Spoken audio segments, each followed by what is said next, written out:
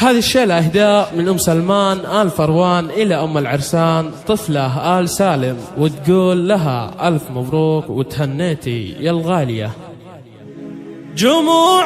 الفرح شب الجمر واشعل الريحان،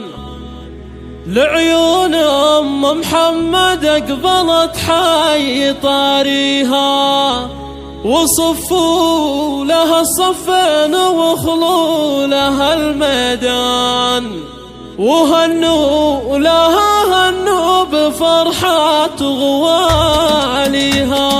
جموع الفرح شب الجمر واشعل الريحان، لعيون أم محمد أقبلت حي طاريها، وصفوا لها الصفين وخلوا لها الميدان، وهنوا لها هنوا بفرحة غواليها. هلا وارحبي يا بنت قوم عزاز الشان، هلا بالكاف الحرة الأصيلة بمباديها، هلا وافرحي هاليوم بعيالك العرسان، محمد ومهدي وافرحي يا معاليها، وعيالك قروم الطيب والجود والإحسان، محمد ومهدي فرحتك افرحي فيها، يا بنت الفخر والعز والطيب والعرفان، يا تاج الوصوف النادرة في معانيها، يا طفلة يا تاج الزين يا نجمة الأكوان، يا بنت الشيوخ اللي بعيدها قاويها، يا شمس الحافل ضوي وخلي الفرح يزدان، وشوش وتغني على البيوت وقوى فيها، يا طفلة نهني لك ونهدي لك الألحان، تبارك لك بالورد والطيب نثنيها، تستاهلين الطيب يا وردة البستان، ويا شيخة بزن محد يضاهيها، ومبروك لك مبروك بالورد والريحان، ومبروك لك مبروك أول وتاليها، عسى الله يبارك لك مدى العمر والأزمان، حياتك عسى يجعل